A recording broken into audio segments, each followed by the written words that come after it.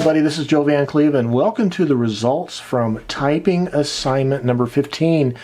Yeah, we got 15 of these done. Can you believe it? I think it's been great. I really love the participation that we've had in this particular assignment. We've had some great participation with some newcomers. Welcome to everybody. So let's start this off. This assignment was about 10 years later. Something happened 10 years ago, 10 years later. Could be true to life, it could be fiction, poetry, whatever.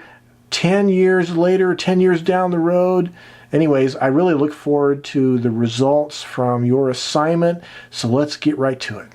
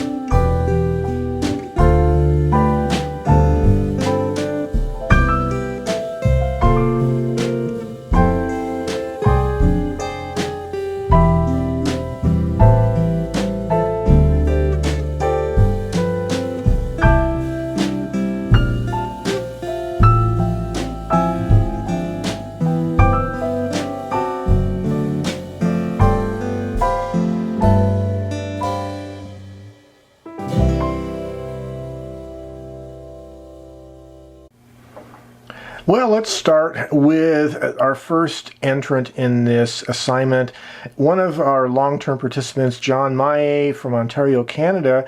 And you know, there's different ways of submitting work for these assignments, and John chose a particularly imaginative way. He mailed his assignment via the Postal Service, a typewritten one-page piece, and I loved it. And it was typed on a 1935 Smith Corona Standard, and a great piece. And yours truly stars in his story about it's 2028, the year 2028, and civilization is a little bit more gentler and kinder than it is now. And I am conducting my typing assignments via the Postal Service now. And I am listening to a Led Zeppelin record. The song remains the same on vinyl. That is a really great story, John, and I don't have that record on vinyl. Maybe I should go out and look for it now. I'm thinking, Anyway, this was a great piece, and it really is kind of an idyllic future that we would like to see, perhaps. Wouldn't that be great? Well, great job, John, and I love the fact that you mailed this to me, and I encourage all the other participants in this series, hey, if you want to, type it up, throw it in an envelope, and send it to me. The address will be up here. John Campbell's piece was written on a early 1940s Gossin Tippa typewriter. What a great machine that is. And his piece is titled 10 Years in the Future, and it's a really humorous and somewhat sobering account of what might happen if we do have self-driving cars, which I've always been skeptical of. Although there are so many bad drivers now that you wonder if it couldn't be any worse with AIs controlling everything. But I really like his story here, how this fictional person, Bob, doesn't really know how to plan a route out, and he leaves it up to his AI to figure out how to plan a scenic route, which of course the AI is not that smart, doesn't know how to plan a scenic route. But anyway, Bob gets distracted on Facebook and commercials that are thrown at him, and pretty soon he's just on a virtual internet drive, and he no longer has to take the real drive, and that sounds almost like it could be pretty much like today. So, yeah, that was actually a really funny story, and there's a lot of truth in that, John. Well done. Thank you. Brian Okabayashi, who's a relative newcomer to this series, welcome. He typed his piece on a 1946/47 Smith Corona Silent. Those are great machines. His piece I can really relate to. He's kind of talking about futurism. And if you guys are old enough to remember a lot of these futuristic advertisements or articles that were in magazines like Popular Science and Popular Mechanics, and they would always prognosticate in 20 years we're going to have flying cars and everybody living on the moon and all that, and of course none of that happened. And Brian takes a really realistic view of 10 years in the future won't be much different than today. And I think back to when I was a kid in the mid-1960s watching Star Trek on TV, on my grandparents' black and white TV. It wasn't that far in the future now, looking forward to where Star Trek will be, and I don't think we're going to be there, technologically speaking. Neither is the movie 2001: A Space Odyssey or the sequel 2010. We're already beyond those dates, and we don't have what they had. So anyways, I think that's a really realistic prognostication, Brian. There isn't going to be too much different 10 years from now than today. The same old human problems. Anyway, great job. Thank you. David Cornelius' piece was written on a Smith Corona Galaxy 2 typewriter, and he looks like he's using very similar to paper to my green engineering paper. It looks very similar. Anyways, his piece is called 10 Years On, and this is a great futuristic piece. It's about this coronal mass ejection event in the year 2023 that basically destroys the modern electrical system and resets civilization back. And as a result of that, actually, things turn out better. I really like his vision here of the future. And I can kind of relate to some of what he says reminds me of some of the things that have already happened, talking about how corporations wanted to gouge the public and governments for rebuilding infrastructure. And I am reminded of the recent weather issues we've had this last year in places like Puerto Rico, for instance. And you wonder if the federal government, if it can't rebuild these places, then what trust does the public have in the future, right, in government? So he has a really interesting view here of what the future could be like, and I kind of like it, actually. But anyway, great job, David. I really enjoyed this. Thank you. Now, I really like David Randall's piece. He wrote it on a Sears citation, 1960s era. Anyway, this is a great story, and it has some connection to the present. You can pretty easily read into it. An argument over a beauty pageant between two heads of state leading to nuclear war. Could anyone have predicted that? Who could he be talking about? Anyway, this was a very humorous piece and very, I think, positive piece in a lot of ways. Swords and assault rifles were beaten into plowshares and engineering equipment, as he says, and the concentration of effort shifted to housing the homeless and feeding the hungry. So as a potential worldwide nuclear calamity was narrowly avoided here, I like where he says, cultural differences are valued and promoted, and all nations signed the pact to cease the medieval practice of subscribing to beauty pageants. I love this. Heads of state ceased to have actual power, and political power rested with a country's government. So yeah, very good. A very good vision for the future, and I really like it, David. Thank you very much. Joe Bailey is a newcomer to our series. Welcome, Joe. And he wrote his piece on a 1958 Royal Aristocrat. What a great typewriter that is. And his is a nice, sweet, fictional piece. I'm assuming it's fictional. It might be true to life. About a breakup, a guy that breaks up with his lady and goes downhill from there. But in the end, there is a reunion of sorts. And it's a really sweet story, and I really liked it. And you wrote it really well, Joe. I really love this piece, and welcome to the series. Thank you. Our next piece is from another newcomer to the series, Shabab Kazi. Welcome to the series, and he wrote his on a Remington Noiseless Model 7. There were two of those typewriters in this month's series, and so his piece is titled 10 Years From Now, and Shabab is familiar with the aviation industry. I believe he is a pilot. And anyway, his piece was about what the airline business would look like perhaps 10 years from now. A lot more automated, a lot less human touch. But in the end, he still has to greet the passengers with a real human voice. Ladies and gentlemen, this is your captain. That was a great piece, Shabab. Thank you very much, and welcome to the series. And I was very amused and entertained by Diane Cox's piece, written on a Royal Royalite typewriter, and it is titled Conspiracy 2028. Her piece is very fun. It involves the JFK assassination, Oswald, Jack Ruby, Dr. Red Duke, and Robert Kennedy, and FBI Director J. Edgar Hoover, and Sirhan, the assassin, supposed assassin, and the Project Blue Book, and visitors from the constellation of Pleiades, and it's very entertaining, Diane, actually. And it was a very fun piece of fiction. Or is it fiction? Our next piece was written by a newcomer to the series, Daniel Prager, and he wrote his on a 1930 circa Remington Noiseless 7, the second Remington Noiseless 7 in this month's series. Very cool coincidence. His is written about 10 years later, about what it might be like in 2028, and it's a very classic piece of futuristic prognostication. A lot of stuff in there that I can definitely relate to from having been a fan of futurist writings since childhood, really. And I like what he says in the end. It's hard to say what things will be like. Everything changes so fast. We stand now at the crossroads of change or die. Humans are amazing creatures, and there is no reason not to be optimistic that in 10 years those changes will be made. Things that happen down the line don't always make sense, but that doesn't mean they're wrong. Just roll on and make for the better.